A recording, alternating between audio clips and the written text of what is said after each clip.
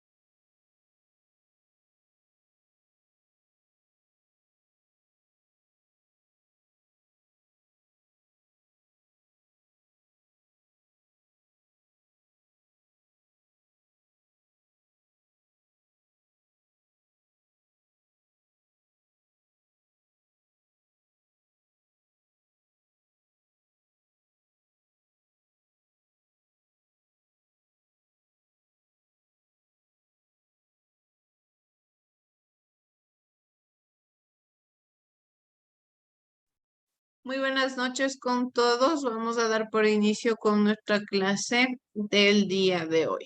¿Sí? La anterior clase ya terminamos de hablar sobre todo este proceso que sigue América Latina, un tiempo ya de haber empezado la colonización, todo este choque cultural, esta mezcla de etnias, este sincretismo, la religión, de cierta manera el papel que tiene la religión en el desarrollo histórico de nuestro territorio. Posterior a ello, dejando un poco ya de lado todo este proceso histórico como tal de América, pasamos ahora a estudiar acerca de lo que fue la Revolución Cubana. Esto se ve envuelto dentro del marco del socialismo y el embargo económico. Pero para que nosotros podamos ya entrar a esta temática, debemos principalmente identificar ciertas temáticas y ciertos términos importantes. Nosotros debemos comprender que nuestro contexto social, nuestra sociedad, se ve inmersa históricamente en diferentes formas de desarrollo económico, ¿sí? Esto quiere decir que dentro del ámbito de la economía de cada lugar, de cada sector y de cada país, existen diferentes tipos de procesos económicos, de sistemas económicos que se ven regulados por los principales mandatarios de los territorios a los cuales nosotros nos estemos refiriendo. Dentro de nuestro contexto y de nuestra sociedad tenemos 4 principales sistemas económicos, que son el capitalismo, el socialismo, ¿sí? El liberalismo, que nos permiten de una o de otra manera identificar cómo se debe desarrollar un contexto o una historia o un fundamento de acuerdo a la funcionalidad que tienen estos sistemas económicos. Los más relevantes y los más importantes y que de los cuales siempre estamos escuchando que son el capitalismo y el socialismo. El capitalismo netamente se refiere a que existe la propiedad privada, las personas obtienen riquezas de acuerdo al trabajo que realicen, las personas se desarrollan de cierta manera económicamente de acuerdo a lo que haga cada uno. Por ejemplo, dentro del capitalismo nosotros hablamos mucho acerca de la individualidad, de la propiedad privada. ¿Esto a qué se refiere? A que, por ejemplo, si yo trabajo, yo tengo dinero. Si yo no trabajo, por ende, no voy a tener dinero. Si yo estudio porque quiero trabajar, lo hago por mi bienestar, no por agradarle a nadie más, no porque quiero hacer algo en beneficio de algo más. Todo esto lo hago con una única finalidad, que es darme un desarrollo, alcanzar una meta, alcanzar un objetivo, pero personal. De igual manera, el sistema comercial dentro del capitalismo se rige principalmente a identificar que existe la propiedad privada, ¿sí? Es decir, nadie es dueño de mi emprendimiento, de mi negocio, y no tengo por qué yo rendirle cuentas a nadie. Ojo, esto no quiere decir que voy a incumplir con las leyes. Tengo que cumplir con las leyes que regulan mi sociedad en lo que tiene que ver al ámbito comercial, pero como tal, si yo trabajo, si no trabajo, si abro, si no abro, si vendo o no vendo, es problema mío. Mientras yo cumpla con mis leyes, prácticamente el resto ya viene por consiguiente de acuerdo al trabajo que yo realice. Pero por otro lado, el socialismo se basa en una ideología de igualdad. Esta ideología de igualdad busca que nadie en el entorno tenga más que nadie, que todas las riquezas sean repartidas por igual. Sí, que no existan ninguna personas que se vean más beneficiadas que otras dentro del entorno, dentro del contexto. ¿Y esto a qué nos lleva? A que dentro de este entorno no existe como tal la propiedad privada. Todo le pertenece al Estado porque el Estado es el encargado de redirigir las riquezas, de repartir igualitariamente las riquezas. Pero lógicamente esto no se llega a dar en su totalidad porque lamentablemente este tipo de ideología socialista, por como ideal, como algo teórico, es perfecto, porque prácticamente se basa en un fundamento de quitar la esclavitud, de quitar la desigualdad, de que todos estemos en igualdad de condiciones. Pero lógicamente esto solamente es teórico, es hablado, que sería la forma perfecta de vida, claro que lo sería, pero nunca vamos a poder llegar a este punto. Es imposible el que se pueda llegar a este punto, porque estamos hablando de una sociedad en la cual hay personas buenas, hay personas malas, hay personas trabajadoras, hay personas a las cuales son cómodas, no les gusta trabajar, hay personas que se esfuerzan por salir adelante, otras personas que no lo hacen. Y lógicamente es como que yo trabajara de lunes a viernes y ganara quizá unos $100 semanales, por ejemplo, y estuviera con una persona al lado que no hace nada, que no trabaja, y ¿qué estoy haciendo de cierta manera? Digamos que pertenecemos a una misma familia, ya el papá, estoy hablando de mí y de mi hermano, y todos estamos trabajando, yo gano $100 a la semana, la persona que está al lado mío, que es mi hermano, no está trabajando, no hace nada, y el dinero que yo trabaje le entrego a mi papá para que mi papá sea el que redirija este sistema económico.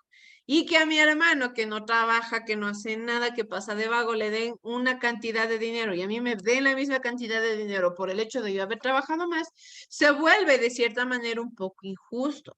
Se vuelve un tanto desigualtario ya, hablando desde este punto inicial, en el cual las riquezas no se reparten por igual. Como les digo, que sería la forma de pensamiento más esperada para las sociedades, la que la gente más quisiera.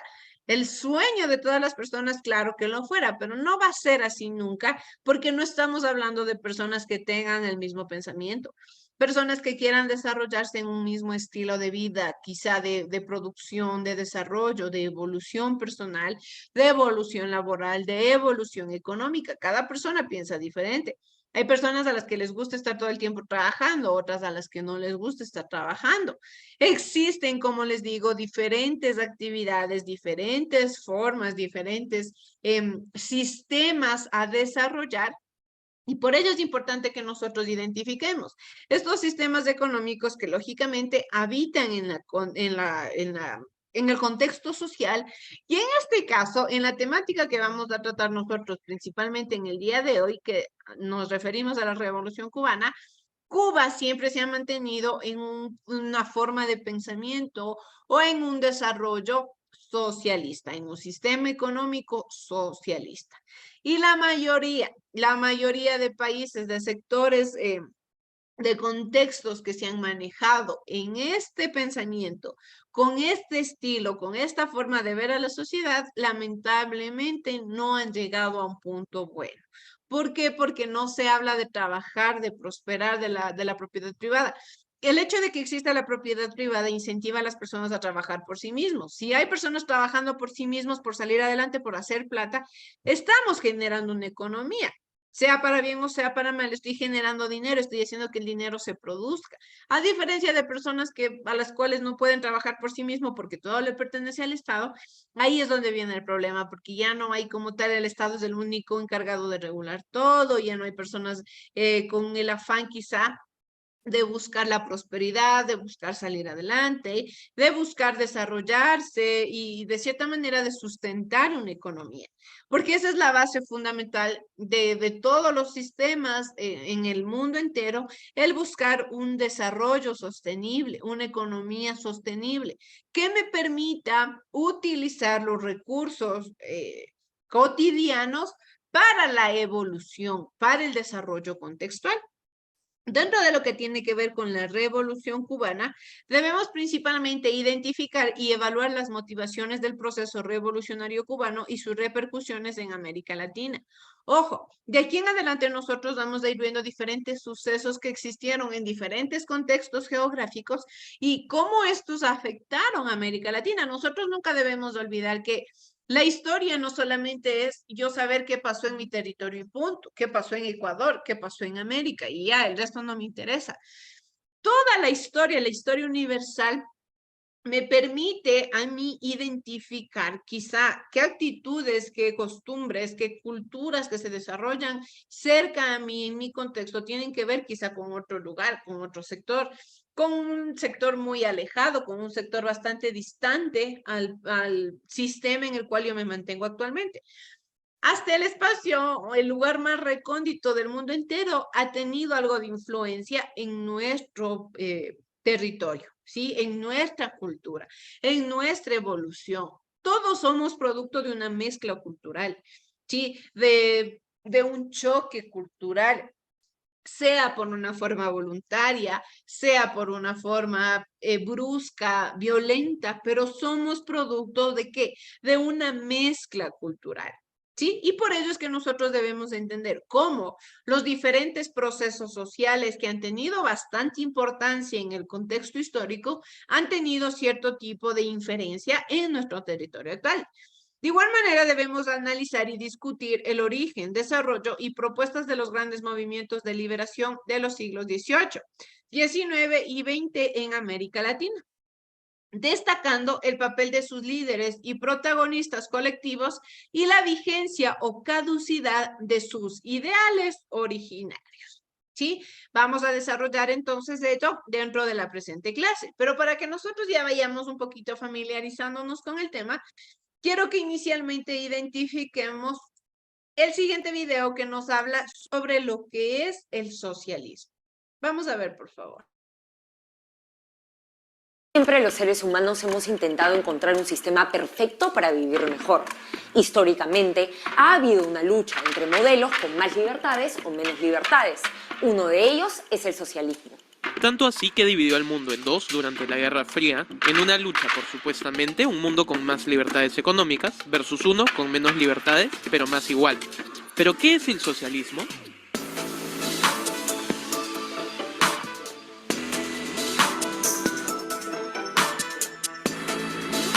Si bien el socialismo es una acumulación de ideas y teorías que podrían identificarse en varias épocas, el más ortodoxo es una tradición de pensamiento y práctica política que nació alrededor del siglo XIX en el contexto de la Revolución Industrial.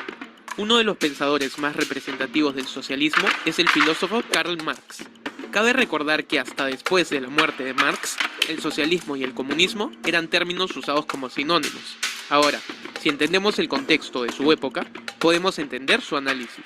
Durante la Revolución Industrial hubo un enorme desarrollo tecnológico que permitió la industrialización de importantes ciudades europeas y causó una gran migración del campo en búsqueda de una mayor calidad de vida en la ciudad. Pero las condiciones en las fábricas no eran las mejores y sus trabajadores no lograban salir de la pobreza. Lo anterior, para Marx, se debía a un problema central.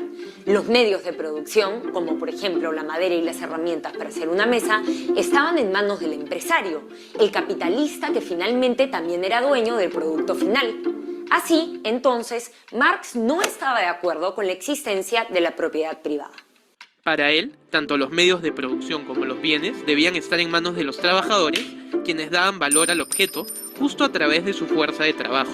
Así, podemos ver que para él, el objeto vale la suma de sus partes, los materiales usados y el trabajo que se necesitó para hacer la mesa. Entonces, supongamos que la mesa vale $15 y el capitalista se queda con $5. Esos $5 son parte del trabajo y por lo tanto parte de la plusvalía, que finalmente representa la explotación del capitalista al trabajador. Para Marx, que el empresario se centre en generar capital, es decir, ganar dinero, era gran parte del problema. Mientras los medios de producción estén en manos del empresario, el trabajador siempre sería pobre. En conclusión, entonces, los beneficiados tenían que ser los trabajadores y la producción debía estar destinada a satisfacer las necesidades de la sociedad y no a generar dinero. ¿Cómo lograr esto? Para algunos, se necesita una economía centralizada y planificada. Así, el Estado socialista crea un plan de producción, intentando predecir las necesidades de la población y de redistribución de la riqueza, lo que incluye expropiar la propiedad privada para lograr una utópica igualdad para todos. Es decir, en vez de que cada uno decida qué, cuánto y para quién producir, es el Estado el que lo decide. Así, cada individuo debe conformarse con lo que se le asigne, pues según ha determinado el Estado, es lo mejor para todos. La bandera política del socialismo es esta igualdad de oportunidades e igualdad material que finalmente el Estado socialista determina como estándar para todos. Parte del problema con esto es que el Estado acaba en manos de un líder que tiene el poder. Así, históricamente, los intentos de socialismo han terminado en una concentración política y económica en manos de una élite que acapara el sistema. Este es el ejemplo de la Unión Soviética en manos de Stalin y sus sucesores. Bajo un régimen marxista, el pueblo soviético sufrió extendidas hambrunas, profundas crisis económicas y restricción de derechos civiles y políticos que el ideal socialista supuestamente defiende.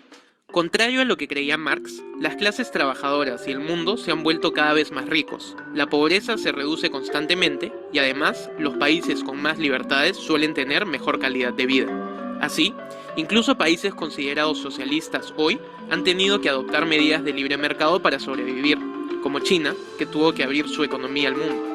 Además, países como Suecia o Dinamarca, considerados socialistas por algunos, en realidad están entre los 11 países más libres del mundo. ¿Hacia dónde crees que está migrando el socialismo hoy? Si quieres ver más videos como este, visita nuestro canal de YouTube.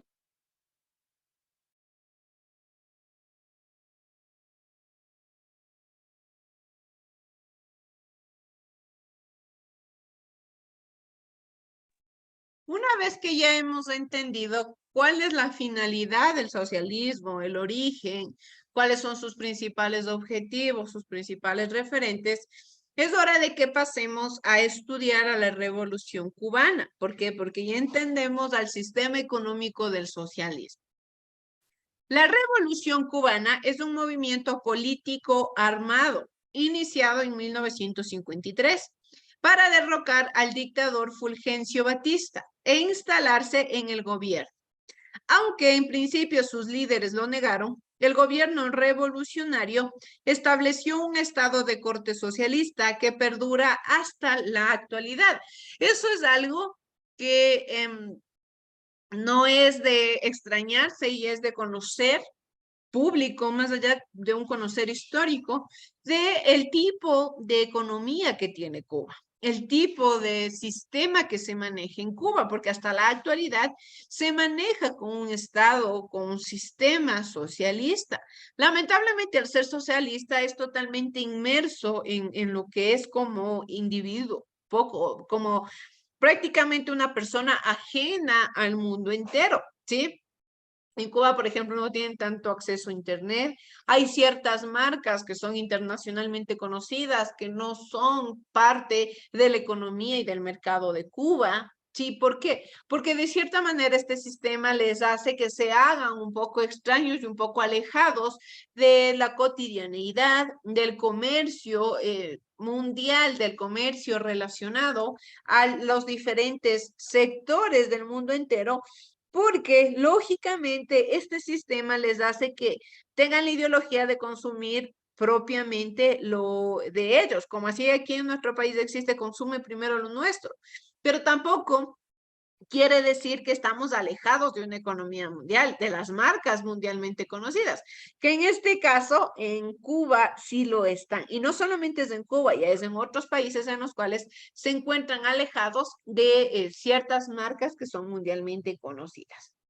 La revolución estalló en 1953 cuando el joven Fidel Castro, su hermano Raúl y un centenar de hombres armados intentaron tomar el cuartel de Moncada, pero fracasaron, tras lo cual fueron puestos en prisión y liberados tras 2 años, producto de una amnistía de Batista. ¿Qué quiere decir esto? De cierta manera, cuando estamos hablando ya de un sistema un poco insostenible, siempre, especialmente en estos siglos en los cuales nosotros estamos estudiando, existen muchos desacuerdos, existen muchos reclamos, muchas formas de protesta en las cuales, ¿qué hacen los principales líderes o personas que llegan a tener poder de cierta manera? Empiezan revueltas, generalmente en contra de las personas que se encuentran en el poder para cambiar un poco el sistema que se estaba manejando en dicho siglo, en dicha temporalidad para, de cierta manera, evolucionar. Que lógicamente nunca se ha logrado tener algún aspecto relevante o un aporte desarrollado como tal de lo que es Cuba, no se ha logrado, pero como tal se ha buscado los medios y las formas pertinentes para poder alcanzar este tipo de situaciones. En 1955 fundan el movimiento 26 de julio para organizar la lucha armada contra Batista. Exiliados en México, los hermanos Castro conocen al argentino Ernesto El Che Guevara. Todos en algún momento de nuestra vida o quizá de la historia como tal, hemos escuchado hablar sobre el Che Guevara. No es un personaje que sea extraño para las personas, pero sí es un personaje que ha marcado muchísima historia, especialmente para Cuba, ¿sí? Este personaje aparece con la finalidad de darle de cierta manera un respiro o una forma diferente de sistema a la sociedad. Brevemente, quiero que por favor, de una forma rápida, veamos el siguiente video que nos habla brevemente de lo que es la biografía de el Che Guevara. Veamos, por favor. Hola, amigos de la historia. Bienvenidos a una nueva sesión de Un Profesor. Yo soy Óscar y hoy quiero hablaros del Che Guevara. Vamos a hacer una biografía hiper resumida del Che Guevara. Bien, el Che Guevara, como me imagino que sabréis, fue un líder revolucionario cubano de origen argentino que se convirtió en un héroe de la izquierda. De hecho, Ernesto Guevara, el Che Guevara, nació el 14 de junio de 1928 en Argentina, en el seno de una familia de clase media.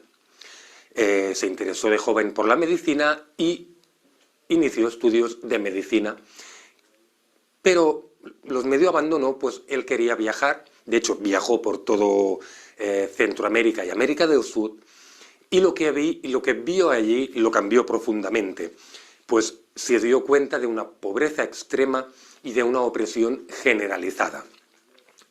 Esto que él conoció, esta realidad que él conoció, mezclada con sus ideas marxistas, hicieron que se convirtiera en un firme defensor de la revolución armada como mecanismo de cambio. Bien, de hecho, si entramos ya un poquito más en su faceta revolucionaria, después de estos viajes y de este cambio personal que él hizo, se unió a Fidel Castro, que lo que había conocido en México. Bueno, pues se unió a la lucha armada de Fidel Castro en Cuba para derrocar a Bautista en la década de 1950 y 1960. Es decir, se unió a la guerrilla cubana para derrocar el muñeco que habían puesto los Estados Unidos mandando en Cuba. Una vez la revolución triunfó, ocupó distintos cargos políticos, empezando por ser el jefe de la Cabaña, que era la prisión más grande y más importante de Cuba. Luego fue presidente del Banco Nacional Cubano, así como ministro de Industria. Pero a mediados de la década de los 60, aparte de que su figura estaba ya desgastada por haber ocupado cargos de poder, él lo que quería era llevar la revolución a todo el mundo, por lo que abandonó Cuba y primero se fue al Congo intentando llevar la revolución marxista allí, pero no tuvo éxito. Así que en 1966 decidió irse a Bolivia, también a ponerse al frente de la guerrilla para derrocar a René Barrientos Ortuño. Bien, pues aquí en Bolivia, el ejército boliviano, ayudado por especialistas de la CIA y de Estados Unidos, logran capturarlo y lo ejecutan en 1967. Así pues, resumiendo, vemos que el Che Guevara fue un revolucionario práctico, con unas bases fundamentalmente marxistas, y además se diferenció de otros marxistas, sobre todo del marxismo ruso, porque Guevara creía firmemente en el vínculo entre la guerrilla y los campesinos, más que no en la clase obrera industrial. Así pues, podemos decir que tendía más al sistema chino que no al sistema ruso. Es decir, él pretendía, creía que la base era el campesinado, y sin la transformación y el apoyo de ese campesinado, cualquier tipo de revolución era inútil. Y para terminar, pues, ¿qué deciros? Pues que sus ideas influenciaron de forma muy, muy fuerte a muchos movimientos sociales que vinieron después de él.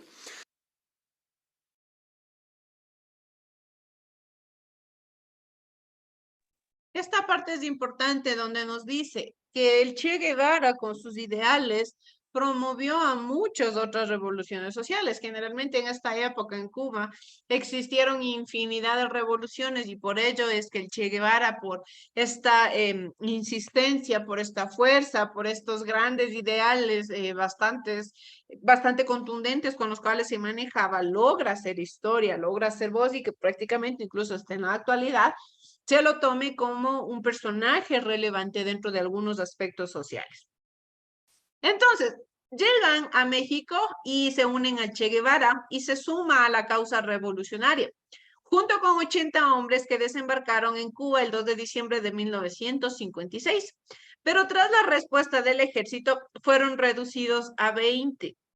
No vamos a esperar tener igualdad de condiciones de unas personas que solamente se están armando de valor, están armándose en las filas para poder enfrentar a un sistema revolucionario.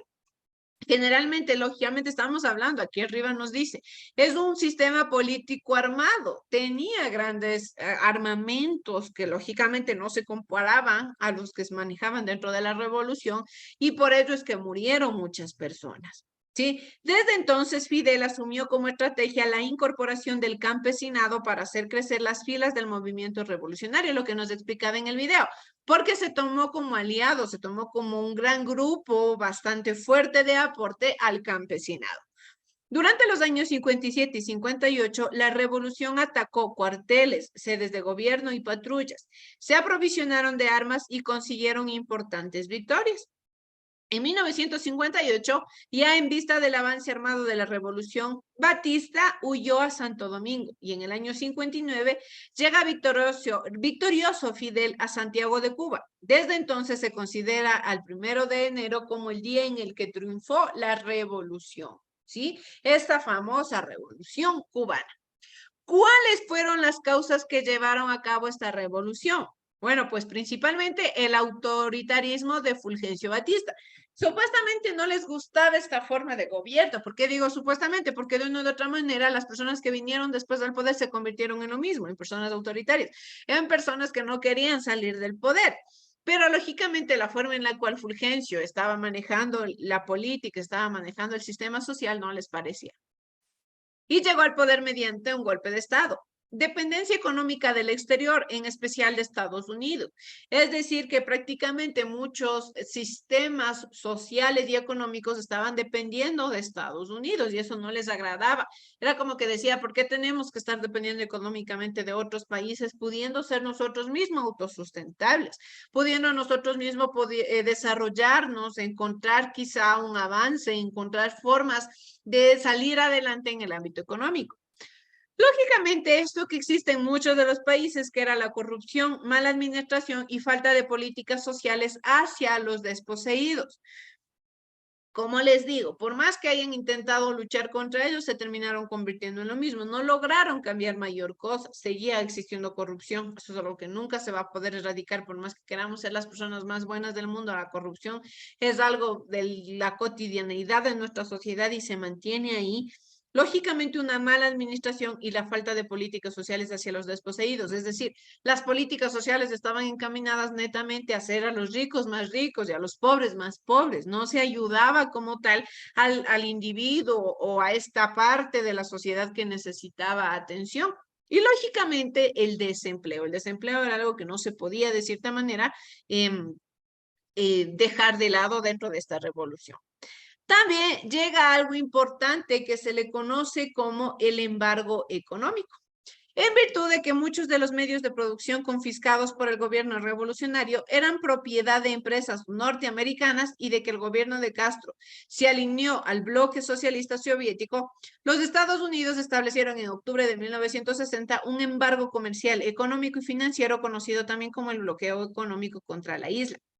El embargo para el 2015 sigue vigente. Consiste en la prohibición a personas y empresas norteamericanas de tener vínculos comerciales con Cuba, lo que yo les mencionaba al inicio de la clase.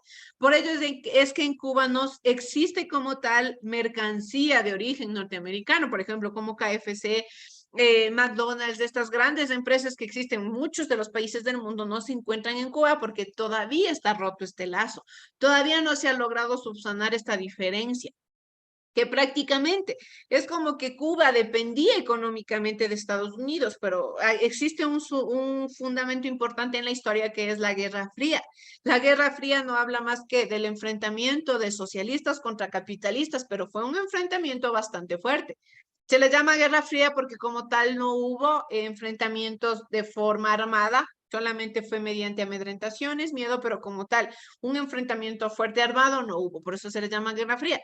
Pero fue una lucha de estos dos. Y lógicamente terminó derrotado el socialismo, el capitalismo ganó y Cuba se alió de cierta manera al sistema más débil y por ello es que Estados Unidos se resintió y dijo, terminamos relaciones totalmente con Cuba. y crean este embargo económico que hasta la actualidad sigue latente y por eso es que Cuba lamentablemente no ha logrado superposicionarse. De igual manera, el embargo comercial hacia Cuba es el más prolongado que se conoce en la historia moderna. Según el gobierno cubano, el embargo ha generado daños por 1,11 billones de dólares y su levantamiento ha sido solicitado a una veintena de veces por la ONU.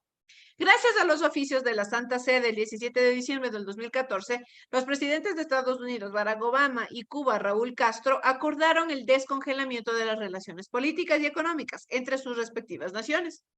Aunque depende del Congreso, el presidente estadounidense Barack Obama espera dar inicio al levantamiento del embargo económico, un hecho importante en la mejora económica.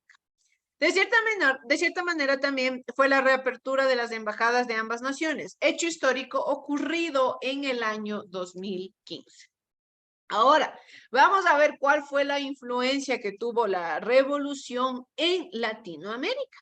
La Revolución Cubana fomentó el despertar de la izquierda en América Latina, en la que a partir de ese entonces se han suscitado movimientos armados, partidos políticos y movimientos sociales que, aunque no siempre de manera explícita, han sido influenciados por ella. Es decir, cuando en Cuba se da esta famosa revolución, esta revolución enmarcada en estos ideales socialistas, en cambiar a la sociedad, pero lógicamente no de una forma positiva, se ve influenciado que lamentablemente, así como habíamos estudiado anteriormente, de que en América Latina se tuvo influencias, por ejemplo, del arte, que en el arte se podía expresar un poco más el conocimiento, el entender el porqué de las cosas, el no dejarse solamente llevar de lo que le dicen. Así también tuvo influencia de este tipo de pensamientos y por ende de este tipo de revoluciones. Empezaron a aparecer lo que son los movimientos armados, llamados la izquierda revolucionaria. Esto estuvo conformada por guerrillas armadas en casi toda Latinoamérica. Algunas de ellas, el ELN y las FARC en Colombia, la simbólica guerrilla del Che en Bolivia y el Frente Sandinista en la de Liberación Nacional de Nicaragua, única que llegó al poder tras derrocar en 1979 a la dinastía somocista apoyada por Estados Unidos. Pero ya existen estos movimientos armados. Muchos de estos movimientos armados siguen vigentes en la actualidad, por ejemplo, en Colombia, las guerrillas siguen manteniéndose latentes. ¿Por qué? Porque no dejan de lado estos ideales.